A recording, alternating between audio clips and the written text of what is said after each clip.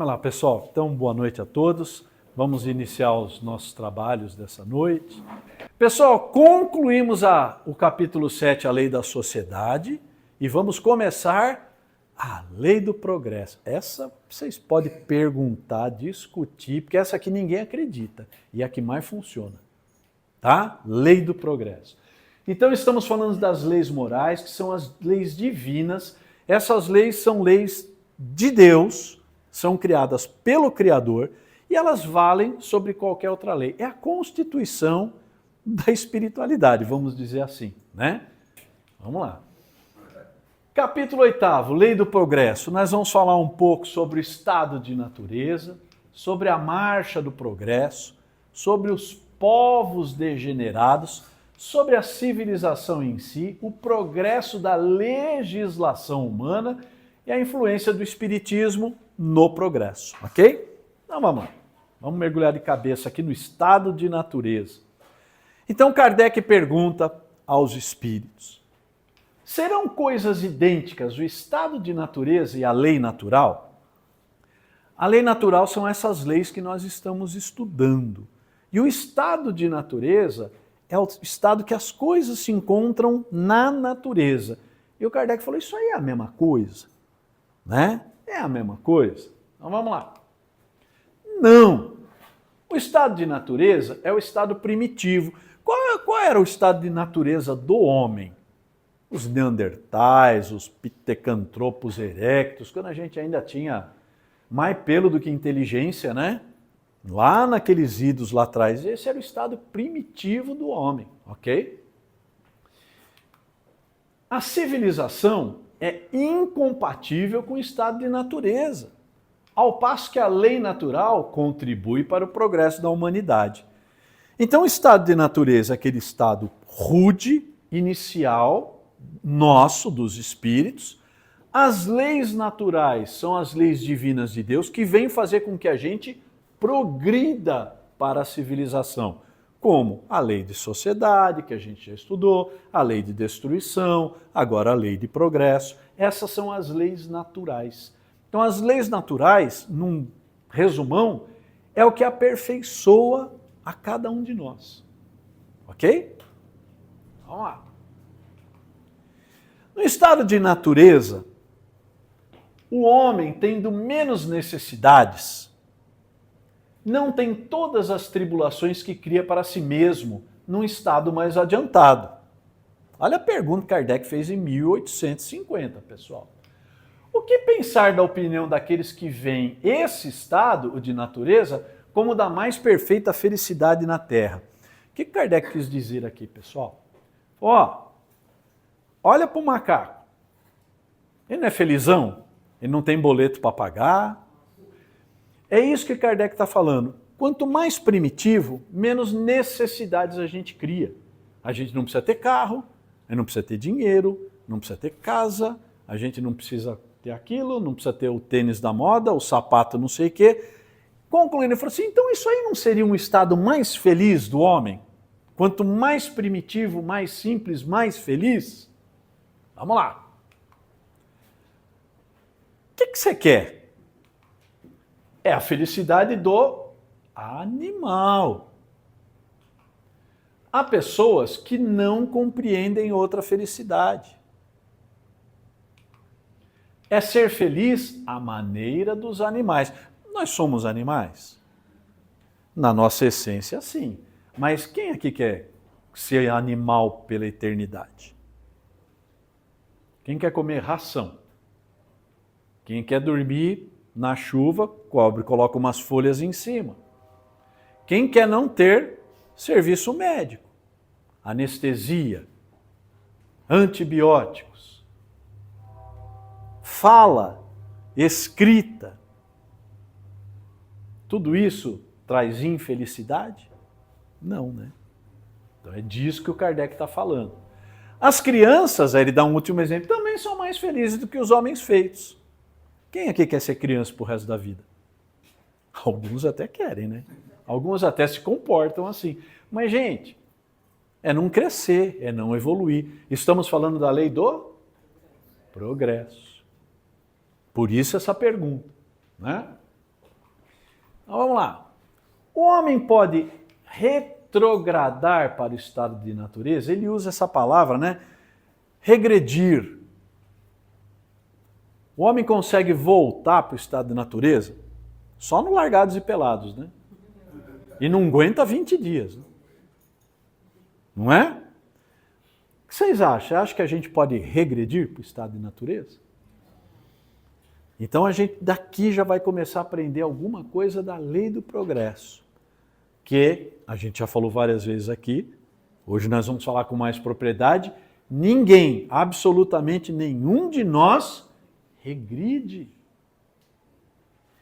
Vou falar de uma frase mais difícil vocês acreditarem. Ninguém, absolutamente nenhum de nós piora. Paulo, você tem certeza? Absoluta. Não, o homem deve progredir incessantemente e não pode retornar ao estado de infância. Nós nunca regredimos. Se ele progride, ele, nós, os homens, é porque Deus assim o quer. É uma das leis naturais. Pessoal, tudo no universo, absolutamente tudo, está em progresso. Tudo está em evolução. Evolução positiva. Por incrível que vocês possam, tudo está. Nós temos uma visão muito estreita, muito egoísta das coisas, e quando a gente olha para o nosso egoísmo, para a nossa vida, para um determinado grupo, a gente acha que, o mundo perdeu o controle. 2, está piorando cada dia mais. Não é a sensação que a gente tem? Bom, aí eu vou dar um conselho para vocês. Desliga um pouquinho a caixinha de fazer bobo. Sabe o que é a caixinha de fazer bobo? Aquela que você fica na parede da sala. Que a gente reveza, né? Do Brasil Urgente pro Datena, pro São Paulo não sei o quê, pro São Carlos...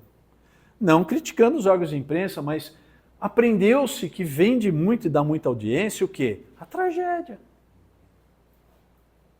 Quantos partos são realizados todo dia em casas, em zonas rurais, dentro de viaturas e não dentro dos hospitais? Com sucesso. Ninguém fala nada. Sou testemunha. Em 91 fiz um parto dentro de uma viatura. Não sai uma linha. Então, pessoal, muito cuidado com as informações que a gente tem hoje. Nós temos uma enxurrada de informações, mas essas informações, elas são muito direcionadas. E ela dá a gente essa ideia de que o mundo está desgraçado. Tá? Vamos continuar. Pensar que ele possa retrogradar a sua condição primitiva seria negar a lei do progresso. Então ninguém regride, ninguém volta atrás. Ô Paulão, mas eu pioro? Olha, por incrível que possa parecer, você não piora. Mas a minha vida estava boa, de repente fez assim. Ainda são consequências de atos passados, mas ela não piorou. Você está pagando dívidas, você está passando por provas, está passando por expiações. Né? Aquela velho exemplo que a gente sempre dá. Olha, o cara matou 12 pessoas, pelo amor de Deus, o cara matou 12 pessoas, você acha que isso é melhorar? Você não sabe quantos ele matou na encarnação passada. Não é? Se ele foi Adolf Hitler na encarnação anterior, matando 12 ele melhorou bastante, sensivelmente. Ainda está longe de ser bom? Está longe de ser bom, mas sempre há uma melhora. Decorem aquela frase que eu sempre falo para vocês. Todos os dias, por pior que seja o dia, é um passinho mais perto da luz. É um passo mais perto da felicidade. Porque evoluir significa caminhar para a felicidade, que nós aqui ainda não conhecemos. Num planeta de provas e expiações, nós temos momentos de felicidade. Ok? Vocês estão muito quietos hoje. Então, para falar da lei natural, né, do estado primitivo, era aquilo. Vamos falar um pouquinho sobre a marcha do progresso. O homem busca, né, Auri, ele adquire em si mesmo a força progressiva ou o progresso é apenas o produto de um ensinamento? Então a gente cresce por nós mesmos ou somente pelo ensinamento, pela cultura, pela sabedoria que a gente adquire? O que vocês acham? Os dois juntos? Vamos ver. O homem se desenvolve por si mesmo naturalmente. Nem todos, porém, progridem ao mesmo tempo e da mesma maneira. É então que os mais adiantados auxiliam progressos dos outros através do contato social. O que ele disse? As duas coisas. Nós evoluímos por nós mesmos e evoluímos pelo aprendizado. Olha aí a lei de sociedade vigente. Lembra que a gente falou na lei de sociedade? Para a gente evoluir, para a gente aprender uma série de coisas, limar uma série de imperfeições, a gente tem que estar em sociedade. Se você não estiver na sociedade, como é que você vai aprender a caridade? Caridade por você mesmo isolado dentro do mato. Como é que você vai aprender o perdão? Perdão para você mesmo, eremita dentro de uma caverna no Tibete. Não há como. Lembra? A gente estudou isso na lei da sociedade. E vem então a lei do progresso reafirmar tudo isso daí. Nós temos que estar na sociedade para evoluir. Oi? Oi? Fala, Fê. A gente fala, né, a lei da sociedade e tal, e pensarmos que é necessário provas e expiações, quando a gente fala assim, um vem para ajudar o outro. Porém, acho que até pela minha vivência, né, de lidar com crianças e adolescentes no meu dia a dia, o mais comum é ter o discurso de que uma maçã podre estraga a caixa toda. Uhum. Né? E tudo bem, está relacionado à faixa etária, tá? Mas o trabalho de um auxiliar o outro precisa querer ser auxiliado. Também, muito bem lembrado. Vamos lá, vou tirar duas máximas daí. Primeira, o que a gente falou? Quais são as duas maiores chagas desse planeta? O orgulho e o egoísmo. Então, quando a gente resolve isolar a maçã podre, isolar o pobre, isolar o leproso, como se fazia antigamente, é a medida mais fácil e mais egoísta. Ela é egoísta. Não, tem problema? Bota o problema para lá. Porque também ninguém quer afrontar problemas.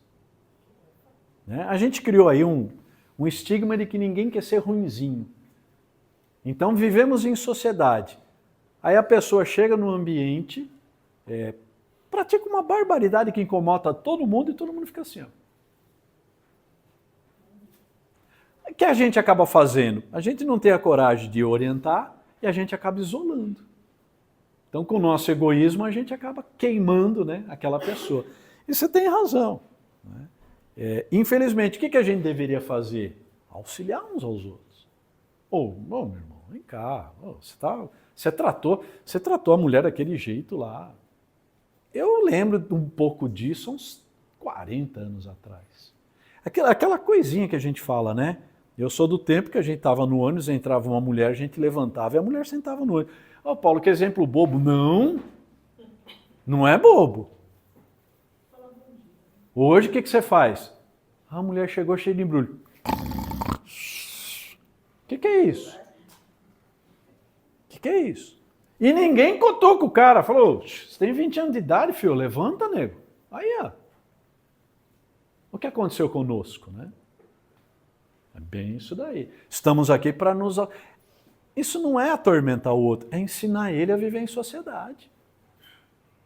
Porque uma hora ele pode achar pela frente um outro ser humano não tão caridoso. E aí a gente tem esse monte de conflito e ninguém sabe por quê. Tá todo mundo sem paciência, mas tem muita gente folgada, hein? Devemos perdoar 70 vezes 7? Com certeza. Mas também a gente tem que orientar os desorientados a se comportar, né? Beleza? Então, é então que os mais adiantados auxiliam o progresso dos outros através do contato social. Isso daqui, pessoal, é um problema para nós. É aqui que a gente fala assim, mas o que eu estou fazendo nesse mundo cheio de gente violenta e agressiva? Eu não devia estar aqui. Olha lá de novo o nosso orgulho, o nosso egoísmo, né? Eu sou um espírito muito evoluído. Na verdade, todos nós concordamos em aqui estar, sabemos perfeitamente o que vamos encontrar, qual é o caminho que vamos trilhar na nossa vida e nos submetemos a isso. Por quê? Porque isso faz parte da evolução. Ser muito bom, ótima oportunidade para você ajudar os outros. E não falar assim, eu sou muito bom, deixa todo mundo lá se estrepando que eu vou ficar aqui no meu camarote de muito bom. Né? Lembra que a gente viu lá atrás no Livro dos Espíritos? Aquele que podendo fazer o bem e não o faz, faz o mal. Como? Que? Olha, a gente vai progredindo, né? Uma hora a gente vai para Júpiter, vai para planetas mais evoluídos, espero eu. Mas veja, Bezerra de Menezes, o espírito Bezerra de Menezes, diz Divaldo Pereira Franco que quando ele completou 50 anos de desencarnado, houve uma grande comemoração no plano espiritual, uma grande comemoração, e Maria Santíssima, né, que é um espírito puro. Ah, Paulo, nós temos isso aqui? Claro que temos. A gente só não tem a imagem do santo, mas é um espírito puro, auxiliar direto de Jesus, né? Convidou Bezerra de Menezes, pelo seu largo trabalho, a reencarnar em qualquer planeta do sistema solar que ele quisesse. Ele tinha um mérito para isso. O que Bezerra falou para ela? Minha Mãe Santíssima, data máxima vênia, né, como diriam os jurídicos aí, eu gostaria de pedir que, se fosse possível, enquanto houver uma lágrima sendo derramada sob o Cruzeiro do Sul, eu gostaria de permanecer na Terra. Então ele continua aqui. Podia ter ido para um lugar muito mais tranquilo, muito mais sossegado. Continua aqui auxiliando quem? Nós. Mas ele é o Bezerra, né, Paty? Nós ainda não estamos lá, né? Deixa eu ver se eu consigo formular a pergunta. Eu estava editando o vídeo naquele dia que você falou das escalas dos espíritos, né? Tá. Os impuros, os pseudo-sábios, perfeitos e imperfeitos. Então, assim, a gente tem talvez uma noção equivocada de que esses mais puros e mais perfeitos nunca estão aqui. E estão aqui, tudo misturado.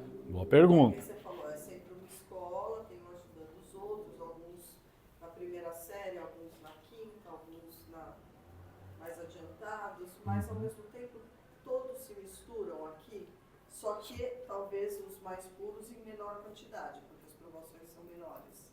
Bom, vamos lá. Então, Boa. Não acabou? Primeira parte. Deixa eu ver se eu decoro. Podemos responder por partes. A segunda parte da pergunta. Não, por exemplo, a gente sempre fala, né, que Júpiter seria Um planeta mais elevado de encarnação. melhor. E lá também teria, né, nesses planetas melhores, também todas essas combinações, ou já nesses planetas melhores, não teriam esses tão imperfeitos. Tá. Entendeu? Entendi. Então vamos. Vocês entenderam? Vocês ouviram? Bom, depois você lembra o que você mesmo perguntou para você fazer o... Né? Então tá bom, vamos lá. Boa pergunta. É lógico, minha esposa, né? Se eu falar que não, em casa eu apanho, né? Pessoal, então vamos lá. Legal. Primeiro, sim. Os espíritos, nos seus graus, né? A gente estudou aqui o artigo 100 do Livro dos Espíritos, fala da escala espírita. Vai até a questão 100 e pouco, 100 e tralalá. Ele fala das 3 ordens, né? Imperfeitos, bons espíritos e espíritos puros, e das 10 classes, né? Lá embaixo, os dividem em 4, dividem em 3, dividem em 2. Bom, em qualquer ponto do universo, nós temos a presença dos bons espíritos e dos espíritos puros. Não uma presença tão marcante, né? Por exemplo, essa casa de trabalho, ela tem espíritos puros? Tem. Eles precisam estar aqui? Não. Porque os espíritos, quanto mais elevado o seu grau de evolução, maior o seu alcance energético. Ok? Mas é muito comum a gente, conversando nos trabalhos mediúnicos dessa casa, o irmão espiritual virar para ele, olha, coroné, a coisa funciona assim, assim, assado, e isso é por determinação do plano superior. Não somos nem nós que estamos falando. É o plano superior. Quem é o plano superior? Então há sim um grau de espíritos muito elevados acima, e todos eles trabalhando em harmonia para a gente estar aqui. Todos eles trabalhando... No que? Como? Todos esses níveis que eu citei das subordens estão todos encarnados ao mesmo tempo. De bons espíritos para... Os espíritos puros não necessitam mais encarnar, só encarnam por missão, ok? É raro, eu não saberia dar um exemplo de alguém hoje que eu acho que seria um espírito puro missionário encarnado, né? Mesmo Chico, Divaldo, são bons espíritos, né? Emmanuel, que era um grande... Está encarnado de novo, mas também não é um espírito puro. Nos outros planetas, existe a mesma distribuição hierárquica. O que é que não tem lá? Os imperfeitos. À medida que a gente vai aumentando na escala da evolução... Ainda vai ter uma mistura, mas os de baixo já não vão. Por quê? Porque essa seleção, pessoal, olha, não tem um anjo... Não tem, na nossa linguagem mais vulgar, não tem um anjo que chega e fala assim, você vai, você não vai, sobe no ônibus, você não, você vai para lá. Essa divisão, ela é energética, ela é vibracional. É como os trabalhos dessa casa. Quando o espírito não tem ainda a condição vibracional para estar nesses planetas, ele não vai. O que ele precisa ter para estar lá? Ele precisa evoluir. Ele precisa aprender. Ele precisa aprender a caridade, ele precisa deixar de lado o orgulho, deixar de lado o ciúme, deixar de lado a vaidade. Porque imagina um espírito chegar com ciúme, com vaidade, lá num polo mais evoluído. Vai arrumar conflito. E isso energeticamente não é possível, né? Então, de acordo com o grau de evolução de cada orbe, de cada planeta, vai ficando para baixo os espíritos mais densos. Por isso que a Terra é um planeta de provas e expiações, onde a gente tem um número muito grande de espíritos densos, materiais, pesados, ainda muito ligados às sensações animais, às sensações humanas, tá? Que lá não caberia. Só para dar um exemplo prático para vocês. Pessoal, acho que aqui tem muito poucos, no trabalho de desobsessão, né, que é um trabalho de resgate espiritual. Os espíritos que desencarnaram e que continuam aqui por N motivos, você dá uma semana de aula, uma semana de palestra, a gente falar sobre isso, mas há espíritos que ficam, permanecem aqui por N motivos. E para que eles possam ser socorridos, passar daqui, que é um pronto-socorro, lá na periferia do mundo, nós estamos lá na beiradinha do umbral, para uma colônia espiritual que ainda é um hospital, não é o plano espiritual, como a gente já discutiu aqui, ainda é um lugar de tratamento. Para que ele possa sair daqui para lá, ele precisa, é feito um trabalho aqui de aumento da vibração dele. Como? Deixando de lado a culpa, o remorso, trazendo para si boas lembranças, pessoas que os amam. Olha lá quem veio te buscar, sua mãe. Aquela alegria faz com que ele volte a lembrar aquele amado, a vibração dele sobe e só assim ele consegue ser conduzido pelo portal energético, porque senão, não vai. Não é porteiro que fala você vai, é energético, pessoal. É lei divina. Por isso que tem essas distribuições de mundos. Mesmo Chico, né? Mesmo numa psicografia do Chico, que eu já falei para vocês, Cartas de uma Morta, que é uma psicografia da mãe do Chico, contando da experiência dela no plano espiritual. Mesmo Chico, mesmo Divaldo, quando foram levados para outros planetas, foram mediante embaixo do braço do mentor. Embaixo do... Você está vendo? Ah, o que é lá? Ali você não pode ir. Você viu? Então agora vamos embora de volta. Porque é uma condição vibracional. Há uma permissão especial para ver, para narrar para a gente que existe, mas lá eles também não podem ficar. Porque não estão prontos. E se o Chico não está pronto, imagina nós. Né? Bom? Então vamos lá.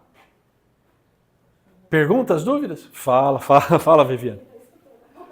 A gente varia do assunto, fica interessante. Pode perguntar, pessoal, fica tranquilo. Todos nós temos um mentor, certo? Todos nós temos. Eles são espíritos bem mais evoluídos. Não bem mais evoluídos que nós. Eles também têm uma missão assim de estar evoluindo com a nossa evolução. Opa! É um acordo que você fez com ele lá. Nós dois. Quando a gente vai encarnar... Ó, pessoal, a coisa é complexa. Paulão vai encarnar.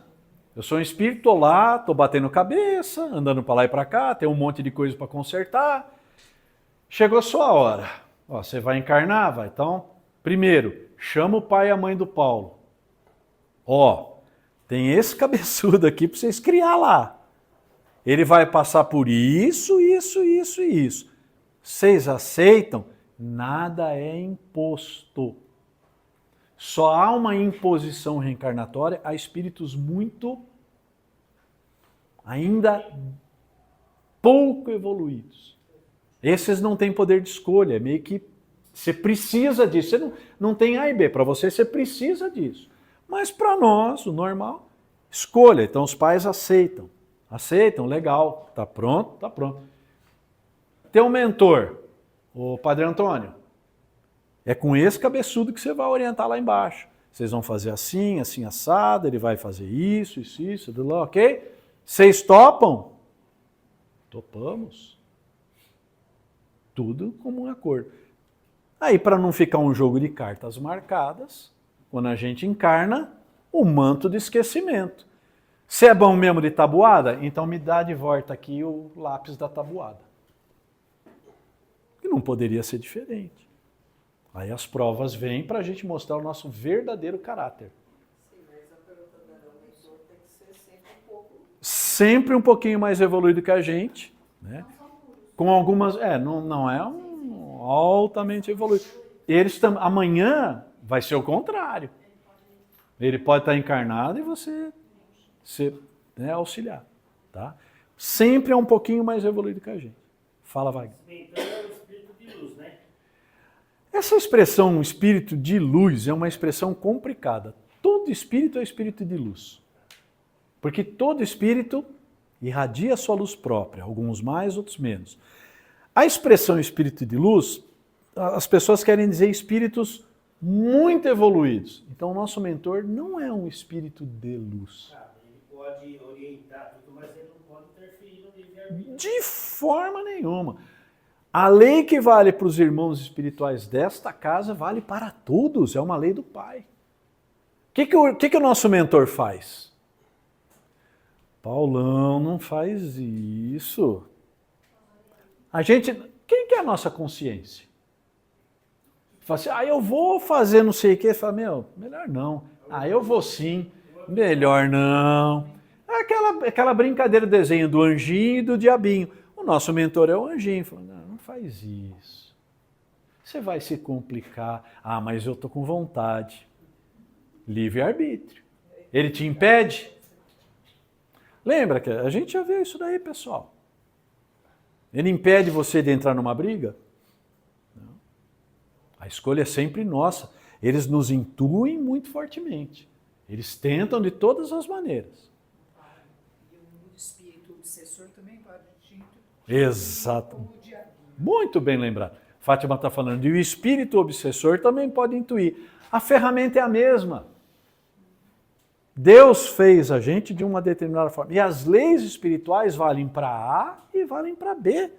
Assim como os bons espíritos estão 24 horas conspirando a nosso favor, Existem espíritos infelizes que estão 24 horas por dia querendo ver o nosso mal. É a hora da nossa escolha. Aí vem aquela frase, né, que ficou muito conhecida de todo mundo, né?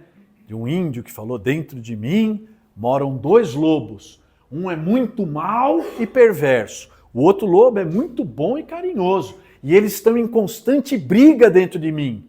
Aí a pessoa pergunta assim: e qual ganha? Aquele que eu alimento. Então, quem que vocês alimentam? Tanto o mentor quanto o obsessor não se vê Não. pela energia. Porque um poderia influenciar no outro para o encarnado não. Isso.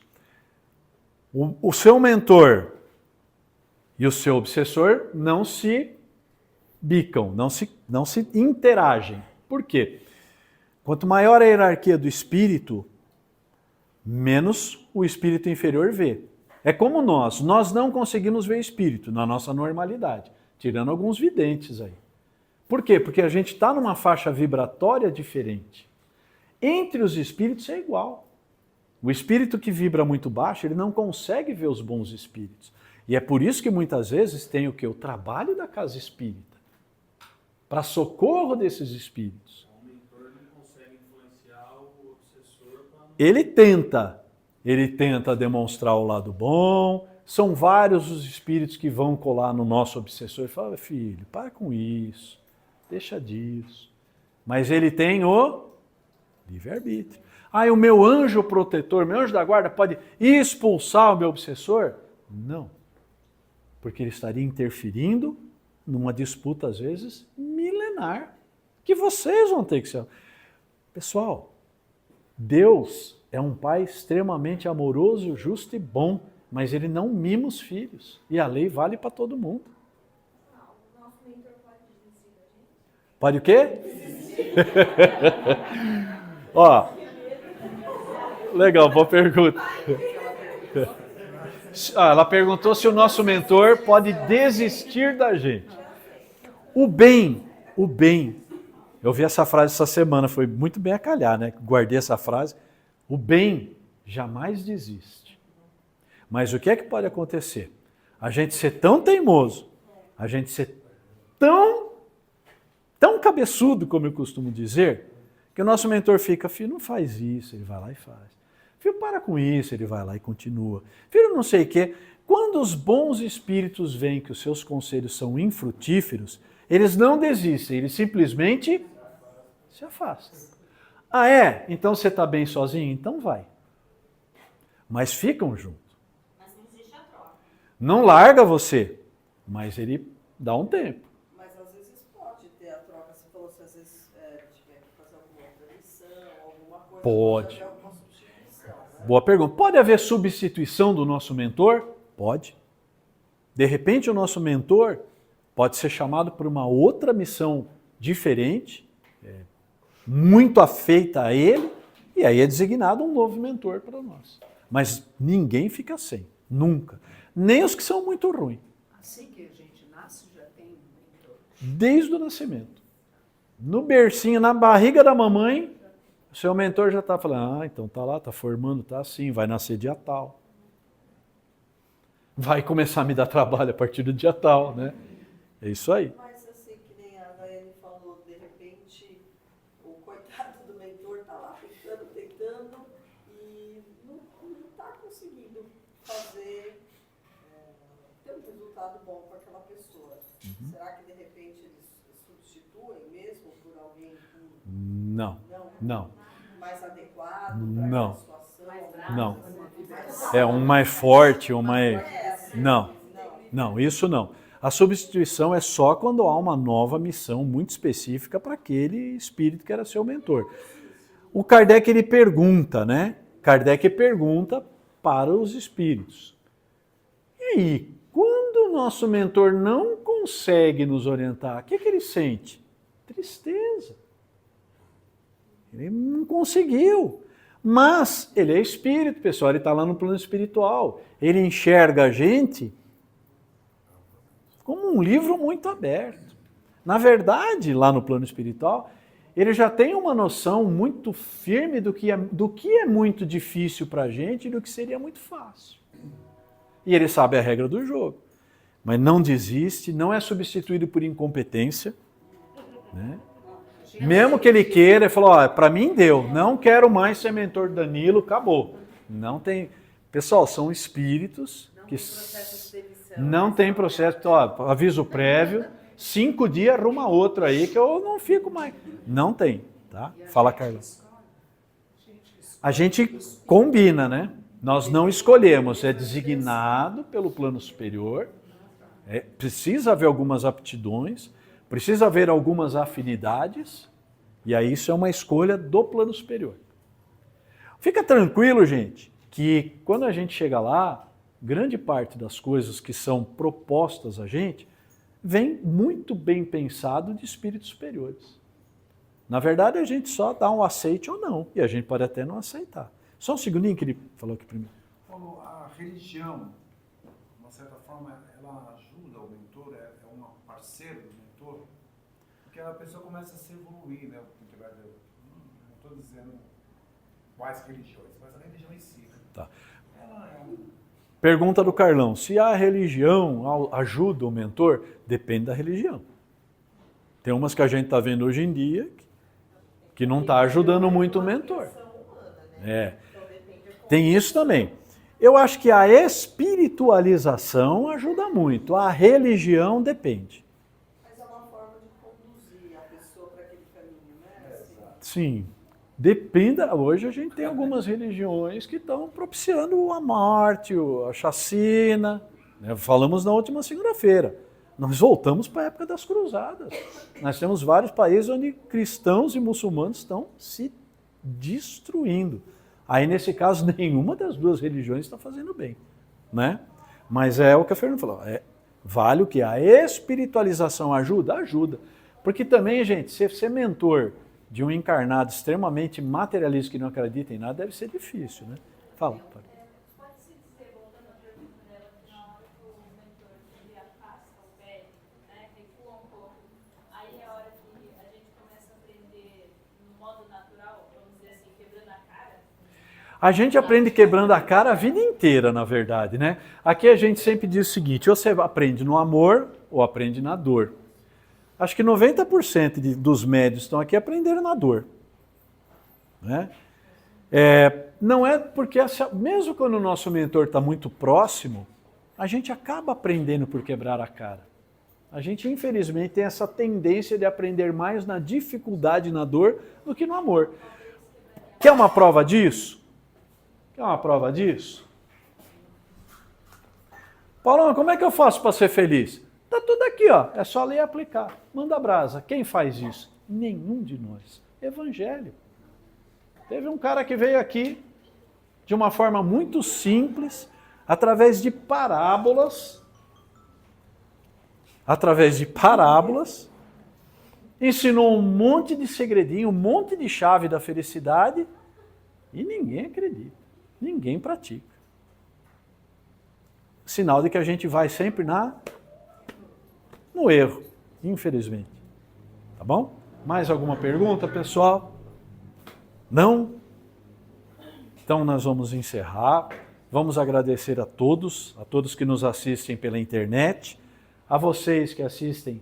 Estamos lá no YouTube com as nossas aulas. Compartilhem, divulguem a doutrina, que isso também é caridade. Né? É uma forma da gente passar para as pessoas que estão nos ouvindo um pouquinho da doutrina espírita e do Evangelho. Ok? Muito obrigado a todos e boa noite.